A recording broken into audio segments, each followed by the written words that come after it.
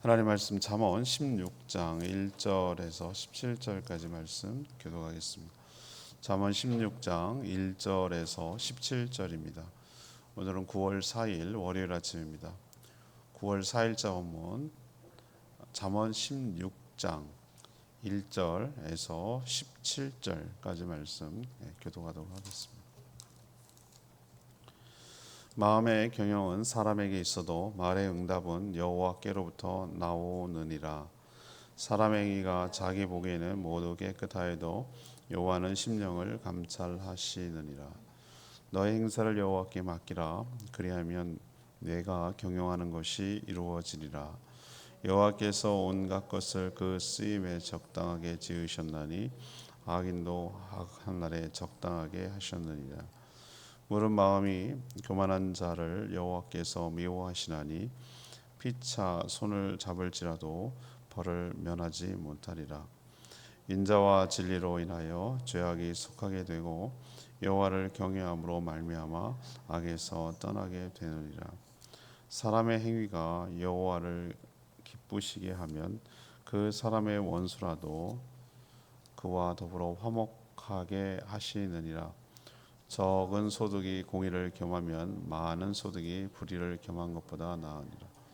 사람이 마음으로 자기의 길을 계획할지라도 그의 걸음을 인도하시는 이는 여호와시니라. 하나님의 말씀이 왕의 입술에 있은즉 재판할 때에 그의 입이 그르치지 아니하리라. 공평한 저울과 접시 저울은 여호와의 것이요 주머니 속에 저울추도 다 그의 지으신 것이니라. 악을 행하는 것은 왕들이 미워할 바니 이는 그 보좌가 공의로 말미암아 굳게 섬이니라. 의로운 입술은 왕들이 기뻐하는 것이요 정직하게 말하는 자는 그들의 사랑을 입느니라. 왕의 진노는 죽음의 사자들과 같아도 지혜로운 사람은 그것을 쉬게 하리라. 왕의 희색은 생명을 뜻하나니 그의 은택이 늦은 비를 내리는 구름과 같으니라. 지혜를 얻는 것이 금을 얻는 것보다 얼마나 나은고 명철을 얻는 것이 은을 얻는 것보다 더욱 나으니라. 아멘. 하나님은 심령을 감찰하시는 분입니다. 그러니 모든 일을 그분께 맡기면 그가 이루신다고 말합니다. 또 마음이 교만한 자를 하나님은 미워하신다고 하셨습니다. 그러니 하나님을 경외함으로 악에서 떠나라고 말합니다. 하나님을 기쁘시게 하면 하나님께서 선한 길로 인도해 가십니다. 하나님은 공의의 하나님이시기 때문입니다. 세상의 권세를 세운 이유는 공의를 실현하기 위함입니다. 악에서 떠나갈 때 영혼이 보존된다라고 오늘 말씀하고 있습니다. 오늘 질문은 하나님 앞에서 어떻게 살아가야 할 것인가? 하나님 앞에서 어떻게 살아가야 할 것인가? 이것이 오늘 질문입니다. 먼저 1절에서 4절까지 말씀, 하나님을 신뢰하여 모두 맡겨야 합니다. 하나님을 신뢰하여 모두 맡겨야 합니다. 하나님이 어떤 분인지 정확하게 아는 것이 우리가 살아가는데 매우 중요합니다. 하나님은 사람의 심령을 감찰하시는 분입니다. 마음의 중심을 아시죠? 그래서 오늘 2절 보면은 사람의 행위가 자기 보기에는 모두 그건 자기 생각이고 자기 생각에 자기는 항상 의롭고 정당하고 옳고 그렇잖아요. 근데 그것이 아니라 하나님은 뭐를 감찰하시느니라? 그 행동이 아니라 그 마음의 동기, 심령을 감찰하시느니라. 사람은 대부분 그 겉으로 보이는 행동을 관찰하고 판단하지만 하나님은 그 심령을 감찰한다는 뜻이죠. 또 1절에 보면 사람이 다양한 계획을 세우고 일을 하지만 일이 이루어지도록 하는 분은 누구시다? 하나님이 그렇게 하신다. 여러분 그런 거 많이 느끼지 않으세요? 네. 내가 계획한 대로 다 되면 인생이 너무 쉽게요. 인생을 깨달아자는 게 뭐냐면은 내 맘대로 안 되는 게 인생이구나, 이걸 배워가는 것 같아요. 오늘 하루 계획을 세우고 저도 많은 계획을 세우고 그래도 다 뜻대로 안 돼요. 또 내가 계획한 것보다 더 잘 될 때도 있어요. 그걸 어떻게 설명하려겠어요? 그래서 오늘 이 말씀이 참 우리를 겸손하게 만들어요. 우리가 계획을 하고 마음의 경영은 사람에게 있지만 그 결국은 이루어지게 하는 거, 응답되게 결국 성취되게 하고 일이 되어지게 하는 것은 누구라고요? 하나님이라고요. 자, 그럼 이 두 가지 사실을 통해서 우리는 어떻게 살아야 되냐? 자, 일이 되어지게 하는 분이 하나님이시다. 사람은 겉모습을 보지만 하나님은 그 심령을 감찰하신다. 이걸 이제 분명히 믿는다면 우리는 어떻게 살아야 되겠습니까? 그게 바로 3절에 나오는 거예요. 이게 잠언에서 굉장히 유명한 구절 중에 하나거든요. 모든 행사를 뭐하라? 여호와께 맡기라. 그렇게 하면 내가 경영하는 것이 뭐하리라? 이루어지리라. 이거예요. 왜 밑도 끝도 없이 이 얘기를 하냐 아니고 앞에 나오는 거랑 연결을 시켜야죠. 우리의 중심의 동기를 보시는 하나님, 일을 지어내시고 그 말하는 것을 성취하시는 하나님이는 것을 믿는다면 그분께 맡겨야죠. 맡긴다는 것은 전당포 개념이 아니라고 제가 말씀드렸죠. 맡기고 도로 찾는 개념이 아니고 잠시 맡아두고 이런 개념, 맡아두고 개념이 아니라고 그분께 던진다는 뜻이에요. 낚시를 이렇게 던지듯이 무슨 뜻인지 아시죠? 돌을 던지듯이 캐스터웨이 던지는 거, 그분께 다 떠넘기는 거예요. 그걸 맡긴다 그러는 거예요. 근데 여러분 많이 오해하는 분이 있어요. 맡긴다 그러면 아무것도 안 하는 건 줄 알았어요. 아니요.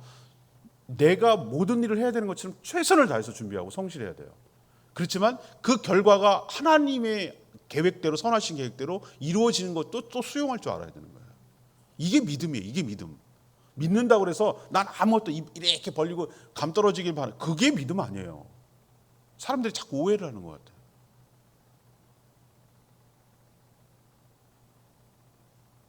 그래서 여기서 행사는 너의 행사를 자꾸 이것도 용어 바꿔야 됩니다. 행사를 그러면 우리는 연예인들 무슨 이벤트 무슨 행사 뛴다고 그러고 이런 뭐 그런 것처럼 이벤트나 무슨 뭐 일처럼 생각하는데 우리가 살아가는 모든 일이 어떤 의미에서는 행사죠. 우리가 살아가는 모든 일이 행사죠. 앞에서도 말했지만 맡긴다는 것은 하나님이 알아서 다 해줄 거니까 아무것도 안 한다는 뜻이 아니에요. 내가 할 수 있는 일을 최선을 다하는 뜻이에요. 그렇지만 그 결과는 하나님이 주신 것이니 믿음으로 수용하고 선한 길로 인도해 가는 과정 중에 있다는 것을 믿음으로 받는 것이죠. 오늘 어디까지 하나님은 얘기하냐면 4절에 보세요. 심지어 하나님은 악인을 온갖 것에 다 쓰임이 적당하게 하시는데 하나님 그런 분이라는 거예요. 하나님 모든 것들을 다 자신의 선한 뜻대로 생각하는데 심지어 뭐까지도 악인도 악한 날에 적당하게 쓰시니라. 와, 이 말씀에 여러분 이게 무릎을 쳐야 돼요. 가늠리도 없었으면 예수님이 어떻게 십자가에 죽었나 이런 식으로 말하는 사람이 있어요. 참 머리 썩기 짝이 없어요. 하나님은 방법이 다 있어요. 그거 아니어도 돼요. 다른 방법을 해요. 근데 보세요. 어떻게 저런 악한 일이 있나라고 생각했는데 악한 사람도 악한 날에 적당하게 쓴다니까요. 하나님의 선한 뜻을 이루기 위해서. 걔가 악한 짓을 안 했으면 하나님이 더 드러나지 않을 수도 있고 의인이 고난을 받고 어려움을 겪어서 연단되지 않을 수도 있어요. 하나님은 다 사용하세요. 어떤 거든지. 당신의 선한 뜻을 가지고. 그래서 맡길 수가 있는 거예요. 당장 내 뜻대로 되지 않아도 하나님께 믿고 맡기면 가장 좋은 길로 우리 삶을 이끌어 주실 줄 믿습니다. 우리 살아가는데 얼마나 미래가 두렵고 불안하고 염려가 되고 걱정이 되는 일이 얼마나 많겠어요. 살아가는데.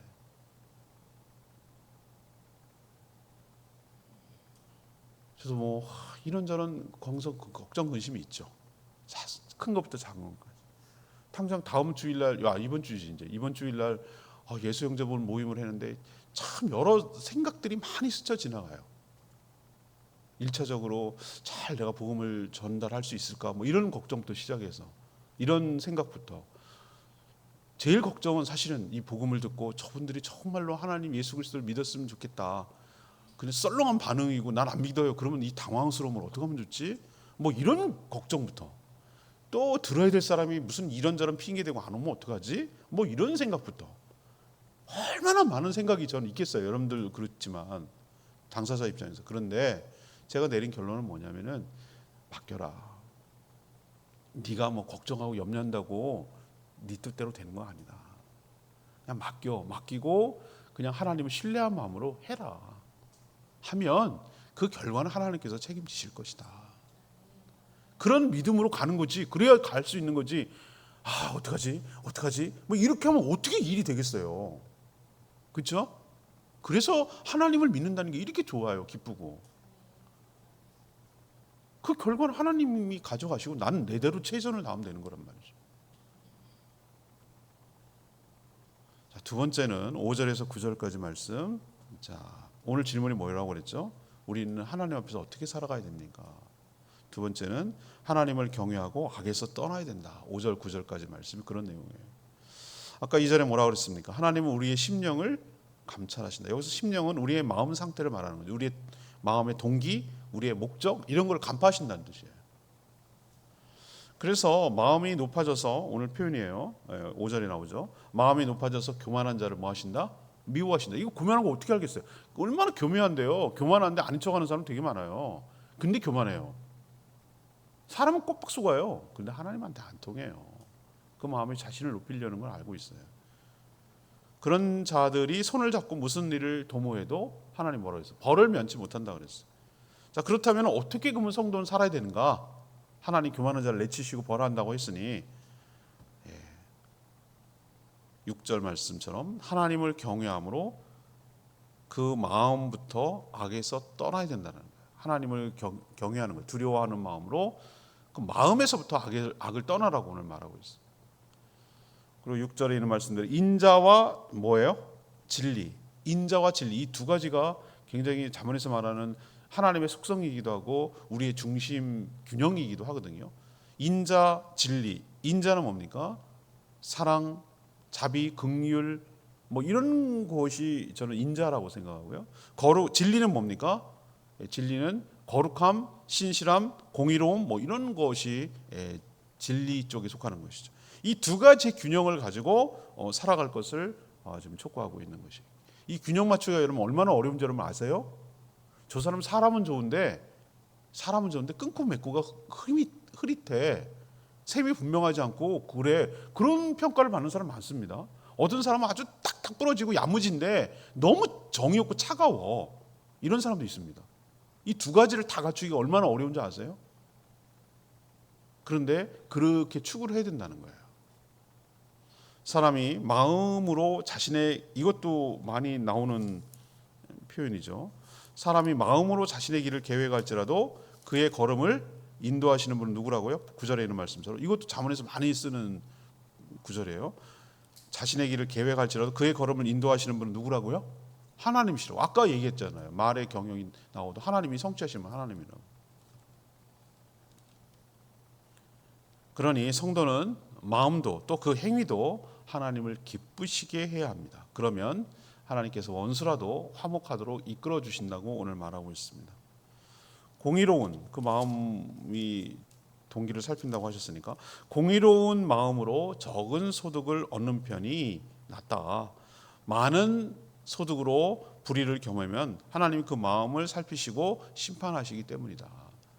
적게 얻을지라도 바르게 하는 게 중요하다는 얘기죠.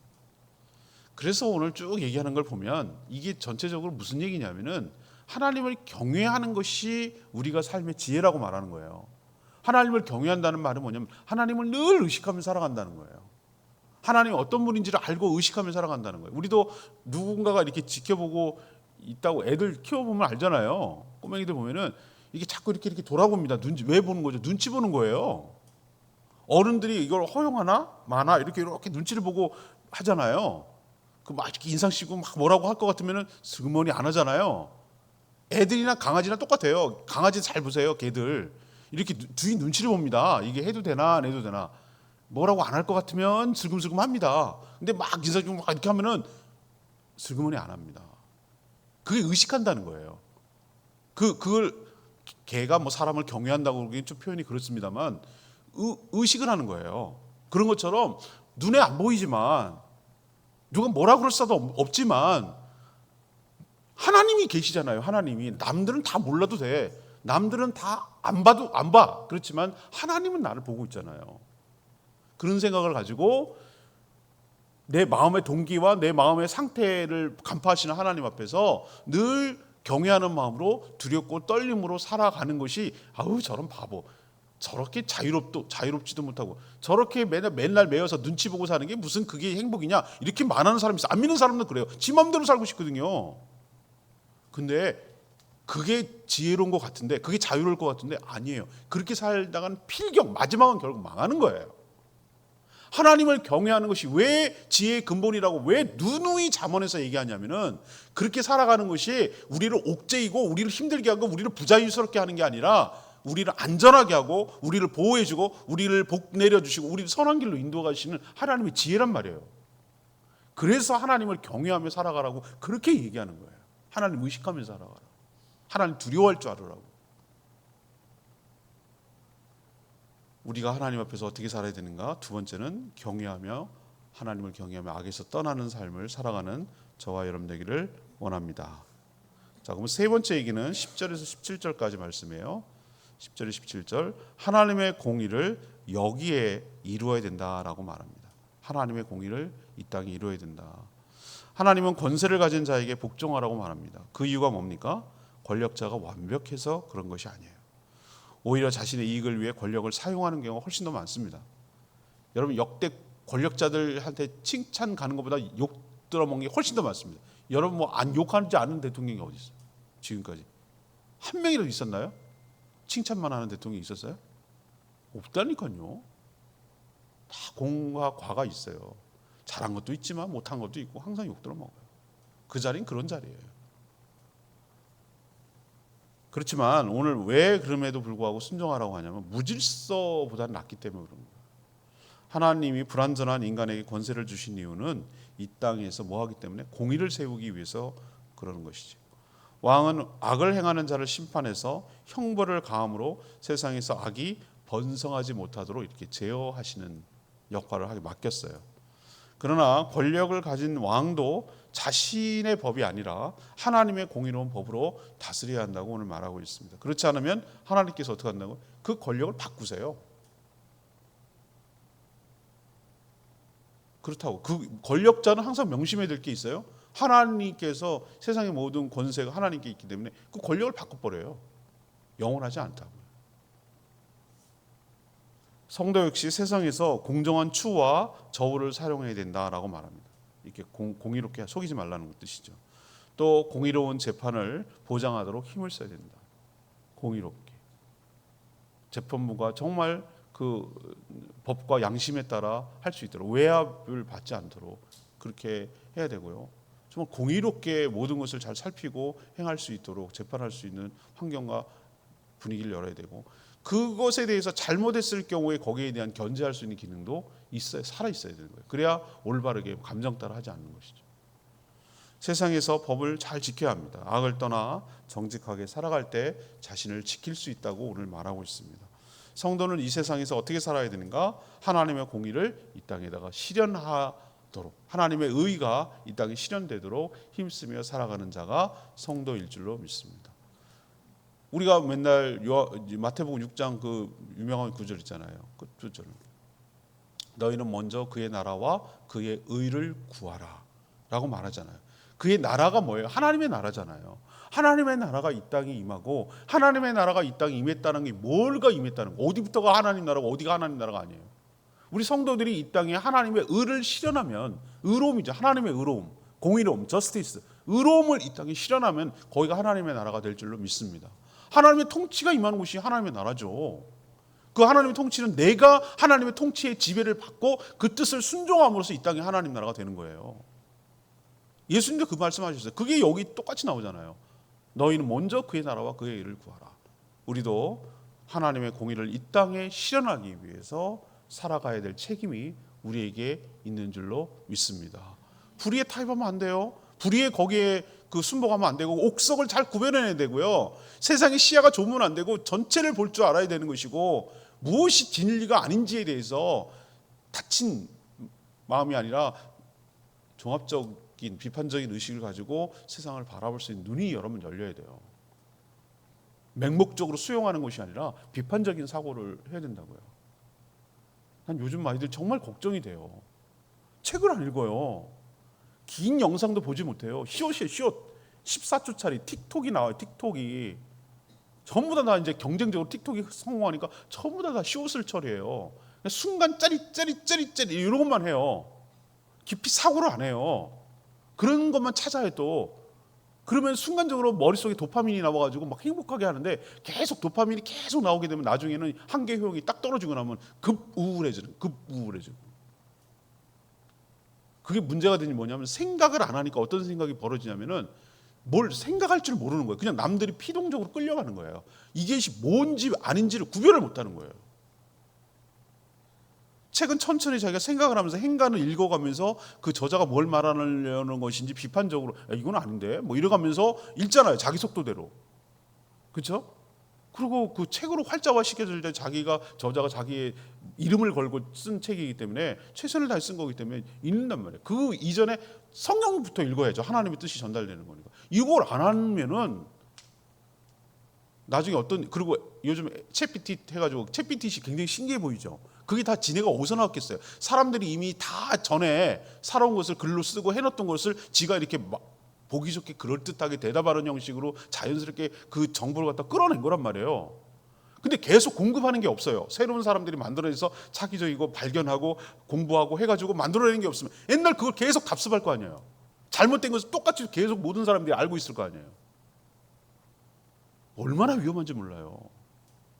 그래서 제가 참 걱정되는 게 뭐냐면은 하나님, 그래서 우리는 말씀을 읽어야 되고 말씀을 들어야 되는 거예요. 우리가 볼 줄 아는 눈이 열려야 되기 때문에. 세상에 수많은 가치관들이 우리를 갖다가 엄습해오고 우리의 마음과 생각을 장악하려고 하기 때문에 그러지 않으려면, 그들에게 빈틈을 주지 않으려면은 우리 마음이 하나님의 말씀으로 성령으로 가득 채워져 있어야 눈이 열리게 되고 볼 줄 아는, 세상을 볼 줄 알고 흐름을 읽을 줄 아는 눈이 열리게 될 줄로 압니다. 그래서 어떻게 하자는 거예요? 하나님의 뜻을 이 땅에 실현하자고. 그게 이 땅에 성도들이 살아가야 될 이유이며 태도일 줄로 믿습니다. 레바논스 9절 말씀이죠. 9절 말씀. 이거 유명한 구절이에요. 다 잠언에서 사람이 마음으로 자기의 길을 뭐할지라도 계획할지라도 그의 걸음을 인도하시는 이는 여호와시니라. 이 하나님의 주권. 이 말씀은 저는 확실하게 믿어도 우리의 인생이 달라질 거라고 봐요. 이 말은 마음으로 아무런 계획을 하지 말라는 뜻이 여러분 아니에요. 저는 오늘 해야 될 일이 보여요. 여러분도 해야 될 일 있죠? 나름 다 있잖아요. 이번 주에 장난 아니에요. 스케줄이. 지난주도 만만치 않았지만 이번 주도 만만치 않아요. 원래 그래요. 뭐 그런 거라고는 항상 의뢰 생각을 해요. 처리해야 될 일이 어마어마하게 많아요. 그렇지만 그러면은 될 대로 돼. 아니 난 몰라. 이거 안 돼요. 이런 데도. 아무런 계획을 세우지 말란 뜻이 아니에요. 이거. 네가 아무리 계획한 때 봐라. 그대로 되나. 이런 뜻이 아니에요. 이 말이. 되는 대로 살란 뜻도 아니고 아무것도 하지 말란 뜻도 아니에요. 이거 오해하면 그렇게 쉬워요. 그게 아니에요. 그게 아니고 기도하면서 하나님의 뜻을 찾고 분별하고 계획하고 실행해야 되는 게 맞아요. 그런 태도가 맞아요. 그렇지만 내가 계획한 대로 되지 않을 수도 있다. 근데 그게 내가 실패한 것이 아니라 하나님은 나에게 더 좋은 것을 주기 위해서 순간적으로는 그 순간에는 실패한 것처럼 보이지만 그 순간에는 좌절한 것처럼 보이지만 그 순간에는 안 된 것처럼 보이지만 무산된 것처럼 보이지만 하나님께서 더 좋은 길로 인도해 가시는 과정 중에 하나다. 하나님의 계획 속에 내 인생이 있다 라고 생각하시고 그것을 믿음으로 수용하고 또 순종하며 살아가면 지금은 당장은 모르지만 바둑의 넓은 판이 다 채워지고 나면 하나님의 승리가 보이고 퍼즐이 지금은 다 모이르지만 다 퍼즐을 인생을 맞춰가면 내 인생의 그림이 걸작품이 완성될 줄로 믿습니다. 하나님은 내 인생을 복되게 하기 위해서 내가 마음에 계획할지라도 하나님께서 그 걸음을 인도하셔서 완성함으로 그 인생의 멋진 퍼즐이 최종적으로 완성되도록 우리를 인도해 가시는 걸 믿으란 말이에요. 이 말을 신뢰해야 돼요. 하나님께 다 될 거잖아. 하나님 뜻대로 될 거잖아. 이런 식의 그 뭐라고 할까 패배주의적이고 그런 부정적으로 이 말을 들으라는 게 아니에요. 최선을 다하되 믿고 맡기고 순종하고 따르고 또 그것을 받아들이고 또 계획하고 또 그렇게 주어지면 또 거기에 맞춰서 또 계획하고 실천하고 또 순종하고 또 수용하고 이런 삶의 태도 가질 때 하나님께서 가장 좋은 길로 인도해 주실 줄 믿습니다. 오늘 말씀 붙들고 기도하기 전에 아까 불렀죠? 348장 찬양집 348장 부르고 기도합니다. 찬양집 나의 가는 길 주님 인도하시네 348장입니다.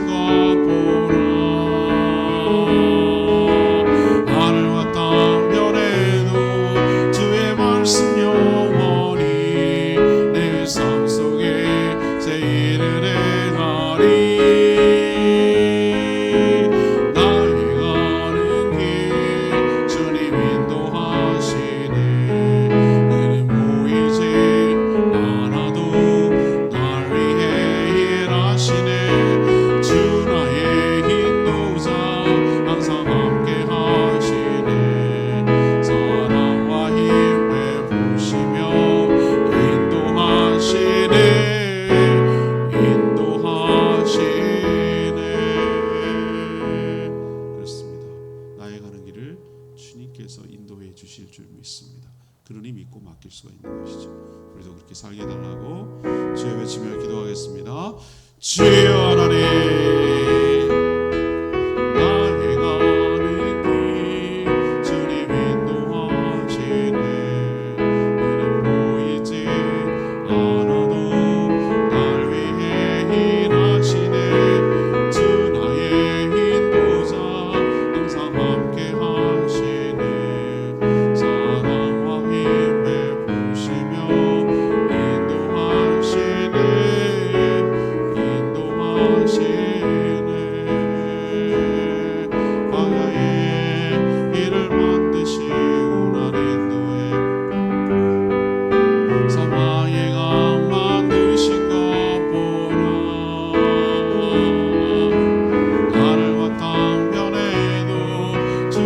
말씀 영원히 내 삶 속에 새 일을 행하리 나의 가는 길 주님 인도하시네 그는 보이지 않아도 날 위해 일하시네 주 나의 인도자 항상 함께 하시네